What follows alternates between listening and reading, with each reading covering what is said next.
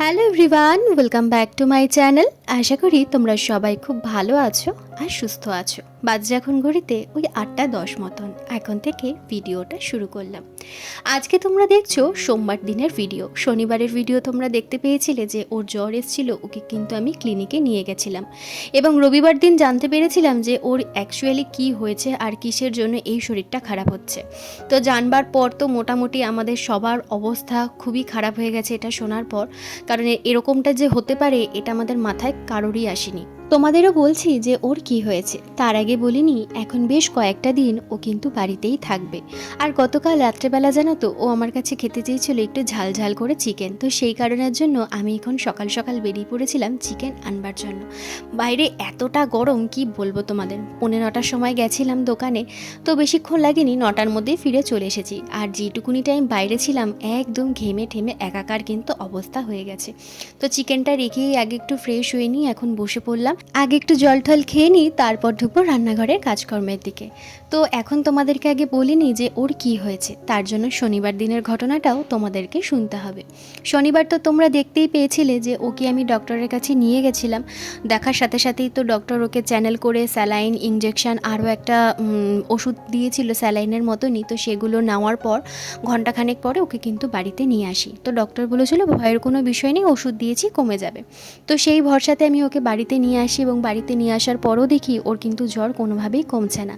তো খাওয়া দাওয়ার করবার পর ওকে প্রায় 10টা নাগাদ আমি ওকে জ্বরের মেডিসিন, অ্যান্টিবায়োটিক, আরও একটা ভিটামিন ছিল সেগুলো দিই।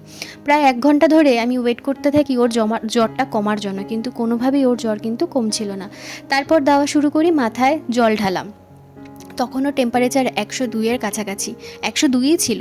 তো জল ঢালতে ঢালতে প্রায় 1.5 ঘন্টা হয়ে যায়, 12:30টা বাজে। তখন দেখি যে ওর আস্তে আস্তে টেম্পারেচার কমছে, 99-তে এসে নেমেছে। তো তারপর আমরা দুজনেই শুয়ে পড়লাম।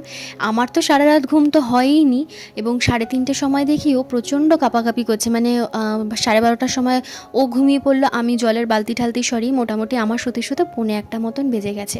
তো তারপরে দেখি 3:30টের সময় প্রচণ্ড ঠান্ডায় কাঁপছে। আবার উঠে টেম্পারেচার দেখলাম যে টেম্পারেচার তখন 99, কিন্তু ঠান্ডা লাগছে, জ্বরটা আসছে। তো এরকম সময় আবার 15 মিনিট পর টেম্পারেচার দেখলাম, দেখি তখন 101। ওই যে 101 দেখলাম 4:45-টের সময় আমি উঠেই ওই যে জলপট্টি দিতে বসেছি, টানা 6:45 পর্যন্ত আমি ওকে টানা জলপট্টি দিয়ে গেছি যাতে জ্বরটা একটু নামে। কিন্তু জ্বর কমার বদলে জ্বর উল্টে আস্তে আস্তে বেড়ে যাচ্ছে, বাড়তে বাড়তে আবার 103, 3.5-এর কাছাকাছি। মানে তখন আমার অবস্থা এতটা অসহায়ের মতন লাগছে যে এই রাত্রেবেলা, মানে ভোর রাত্রেবেলা আমি কোথায় নিয়ে যাব, কি করব, ছেলেটার এত জ্বর, কিন্তু ওর কোনো হুঁশ নেই, ও অঘোরে ঘুমিয়ে যাচ্ছে। মানে যেটা আমার কাছে আরও বেশি ভয় লাগছিল। মানে ভয়, আমি কি করব কিছু বুঝতে পারছি না। তারপর আমি ভাবলাম যে না, এখন উপস্থিত বুদ্ধিটাই কাজে লাগাতে হবে। ওকে ডাকলাম, কিছু খেতে দিলাম। খাওয়ার পরে ওকে জ্বরের ট্যাবলেট দিলাম, অ্যান্টিবায়োটিক দিলাম, খেলো। মানে যেটা ব্রেকফাস্ট করার পর ছিল সেটাই আমি ওকে ভোরবেলা দিলাম। কিছু খেয়ে তখন প্রায় 6:30 বাজে মুড়ি খেলো, মুড়ি খেয়ে ওকে ওষুধ দিলাম, ওষুধটা খেলো, তারপর আবার শুয়ে পড়লো। ও তো কন্টিনিউ ঘুমিয়ে যাচ্ছে। 8:30টার দিকে জ্বরটা নামলো। সকালবেলা ওকে ও খেতে চেয়েছিল গরম গরম একটু সিদ্ধ ভাত, ওকে ওটা করেও দিলাম। করবার পর দেখছি খাওয়ার পর ওর আস্তে আস্তে গায়ে খুব ইচিং হচ্ছে। ইচিং হতে হতে দেখছি কি পুরো গা ফুলে যাচ্ছে র্যাশে, মুখ চোখ পুরো ভর্তি হয়ে গেছে র্যাশে। তো আমি আর ফেলে রাখিনি। মানে ওটা দেখার পর আমার মনে হচ্ছে যে মনে হয় হামঠাম হতে পারে, এরকমই কিছু একটা, আমার এটাই মনে হয়েছিল। তো আমি আর ফেলে রাখিনি, আমি সাথে সাথে আবার সেই সকালবেলা নিয়ে যাই, মানে অক্ষয় তৃতীয়ার দিনকে। তো নিয়ে যাওয়ার পর সাথে সাথে ডাক্তার শুনেই আর কি ব্লাড টেস্ট করে, অনেকগুলো ব্লাড টেস্ট ওর হয়। হওয়ার পরে ওর ফের জ্বর আসে। মানে কয়েক ঘন্টা জাস্ট ওর জ্বরটা ছিল না, 8:30 থেকে ওই 10টা 15-20 মধ্যে জ্বরটা ওর ছিল না। আবার 11টার সময় আমি নিয়ে যাই, তখন ওর আবার জ্বর আসে। ওরা টেম্পারেচার দেখে, ইঞ্জেকশন বাগেরা দেয় এবং আমাদেরকে ওয়েট করতে বলে। তো ওয়েট করার পর আমরা জানতে পারি যে ওর ডেঙ্গু পজিটিভ। এবার বলে যে ডেঙ্গু পজিটিভ হয়েছে এবং তার সাথে সিআরপি, মানে ইনফেকশন, বডির ইনফেকশন কত লেভেল আছে এবং প্লেটলেট কত কমেছে সেটা জানবার জন্য আমাদের কিন্তু সন্ধেবেলা ক্লিনিকে যেতে হবে। তো সেই দিন সন্ধেবেলা যাই ক্লিনিকে, যাওয়ার পর শুনি যে ইনফেকশান মোটামুটি, মানে যেটা সিআরপি less than 5 থাকার কথা, সেটা ওর 35, অনেকটা বেশি বেড়ে গেছে। এবং সেই ইনফেকশানের কারণের জন্য ওর চোখ লাল হয়ে গেছে, মানে কটকটে পুরো চোখ লাল, গায়ে র্যাশ বেরোচ্ছে এবং তার সাথে টেম্পারেচারটা তো থাকবেই, ডেঙ্গু পজিটিভ হয়েছে। তো এটা তো শুনে মোটামুটি আমার ওখানে মাথায় হাত। আর ডেঙ্গু ডেঙ্গু হলে শুনেছি প্রচণ্ড ভয়ানক হতে পারে প্লেটলেট যদি কমতে থাকে। আমি তখনও জানি না যে ওর প্লেটলেট কত কমেছে না কমেছে, মানে আমার চারিদিক না পুরো বনবন করে ঘুরছে এরকম একটা অবস্থা। বাড়িতে জানানোর পর তো বাড়ির প্রত্যেকটা মানুষ, বাবা মা, দুই দিদি, আমার বাড়ির লোক সবাই একটা চিন্তায় পড়ে গেছে যে এত দূরে থাকি। সবাই তো শুনেই বললো যে ওকে এখানে নিয়ে চলে আয়, মানে শ্বশুরবাড়ির সবাই বলছিল যে ওকে এখানে নিয়ে চলে আয়, কিন্তু আমি রিস্ক পাচ্ছিলাম না, কারণ এখানে অলরেডি ওর ট্রিটমেন্ট শুরু করতে হবে। কত প্লেটলেট কিচ্ছু জানি না, ট্রিটমেন্ট না শুরু করে এখন বাড়িতে নিয়ে যেতে গেলেও 2 দিন লাগবে। এই 2 দিনের মধ্যে যদি ওর আরও শরীরটা খারাপ হয়ে যায় তখন আরও বেশি একটা ভয়ানক পরিস্থিতি তৈরি হয়ে যাবে।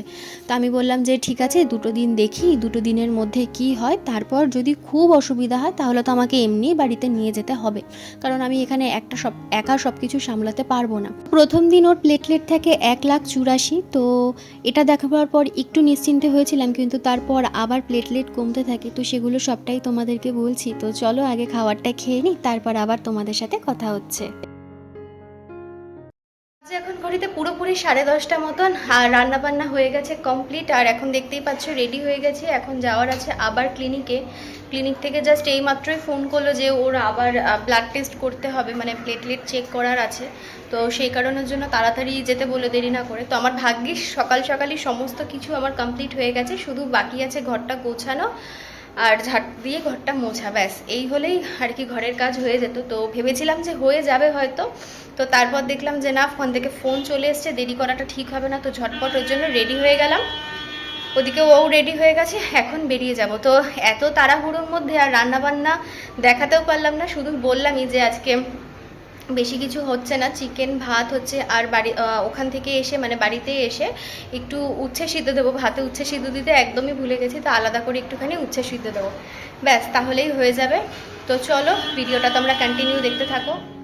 তো রবিবার দিনকে ডাক্তার রিপোর্ট দেখেই বলে দিল যে ওকে খুব তাড়াতাড়ি ট্রিটমেন্ট শুরু করতে হবে, কারণ ডেঙ্গুর লেভেল একটু স্টেবল থাকলেও মোটামুটি বডির ইনফেকশান কিন্তু অনেকটা বেশি। তো সেই কারণের জন্য ওকে প্রত্যেক দিন দুবেলা করে ক্লিনিকে যেতে হবে, গিয়ে কিন্তু ইঞ্জেকশন নিতে হবে, তার সাথে আরও স্যালাইনের মতন আর একটা ছোট্ট ওষুধ আছে সেই ওটাও নিতে হবে, প্লাস স্যালাইনও নিতে হবে। কারণ এই ডেঙ্গু হলে, যেটা আমি ডক্টরের কাছ থেকে শুনলাম, বডি কিন্তু খুব তাড়াতাড়ি শুকিয়ে যায় এবং প্রচণ্ড পরিমাণে ডাক্তার বলে জল খেতে, লিকুইড জাতীয় খাবার খেতে কিন্তু প্রচণ্ড বেশি করে খেতে বলে। তো সেই কারণের জন্য ওকে স্যালাইনটা নিতেই হবে, এটা মাস্ট।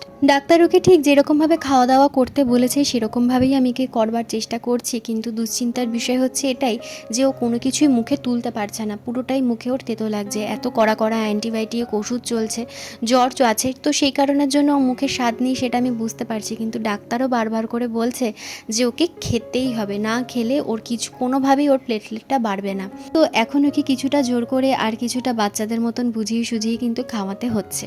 তো চলে এসেছি ক্লিনিকে, এখন তো ওর এই ইঞ্জেকশান, তারপর স্যালাইনের মতন আর একটা মেডিসিন ওর নিতে হবে। তার আগে হবে হচ্ছে ওর সকালবেলার প্লেটলেটের আর ইনফেকশানের জন্য ব্লাড টেস্ট। তো এখন ব্লাড নেবে আর সন্ধ্যাবেলা কিন্তু রিপোর্ট দেবে।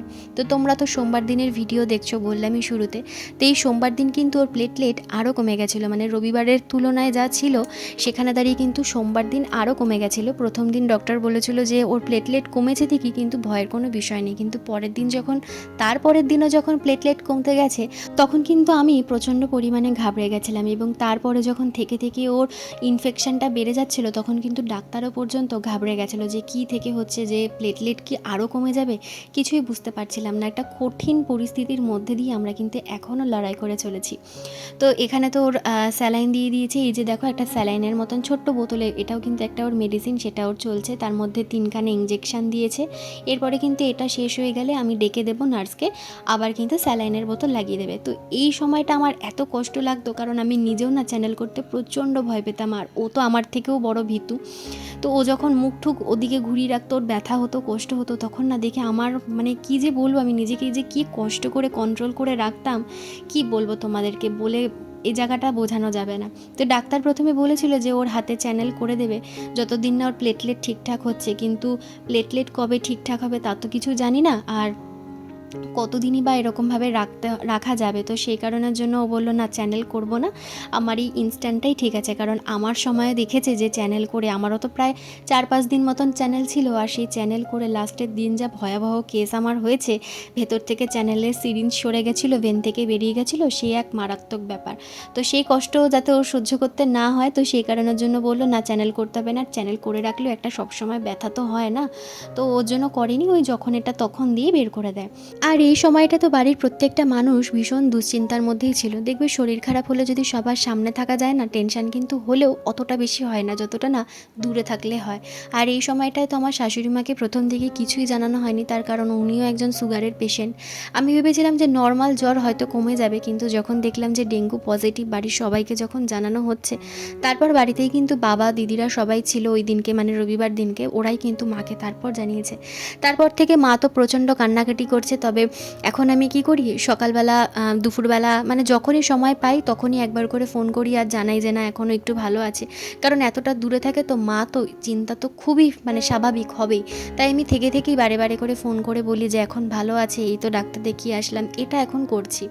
তো ডাক্তার বলেছে যে পেঁপে পাতার আর কি সিদ্ধ করে যে জলটা, সেই জলটা আর কি বেশি করে ওকে খাওয়াতে, যাতে প্লেটলেটটা বাড়ে। এটা খেলে নাকি প্লেটলেট খুব তাড়াতাড়ি বেড়ে যায়। তবে পাতাটা ভালো করে অনেকক্ষণ জলে চুবিয়ে রেখে তারপরেই যেন সিদ্ধ করি, তো সেটাই আমি করছি। সেরকমভাবেই সিদ্ধ করে এখন রেখে দিলাম, ঠান্ডা হবে। আর এখানে দেখো দুপুরবেলার ফলটা আমি কেটে নিয়েছি, মানে বেশি করে ওকে পেঁপে খেতে বলেছে, আর কিছু খাক না খাক বেশি করে পেঁপে।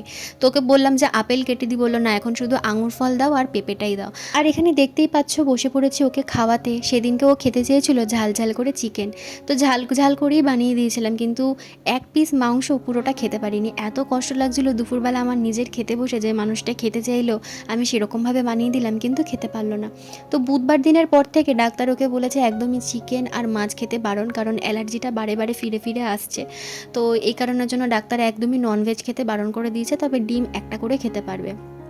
তো এখানে দেখে বুঝতেই পারছো যে ও খাওয়া নিয়ে ঠিক কতটা মানে খেতে চাইছে না, তবুও ওকে জোর করে এখন আমাকে খাওয়াতে হচ্ছে। বারে বারে বলছে এটাই লাস্ট এটাই লাস্ট, কিন্তু বারে বারে করে ওকে জোর করেই খাওয়াতে হচ্ছে, কারণ ডাক্তার বারবার করে বলে দিয়েছে ওকে এখন খেতেই হবে, না খেলে এখন হবে না, প্লেটলেট বাড়ানোর জন্য খাবারটা ওকে এখন খেতেই হবে জোর করে। তো চলো আর কি বলবো, এরকম ফেসেই তো এখন যাচ্ছি। নেক্সট ভিডিওতে তোমাদের সাথে আবার দেখা হচ্ছে। আর ঠাকুরের কাছে সবাই প্রে করো যাতে ও খুব তাড়াতাড়ি সুস্থ হয়ে যায়। তো চলো আজকের জন্য ভিডিওটা এখানেই শেষ করলাম। সবাই ভালো থেকো, সুস্থ থেকো, টাটা।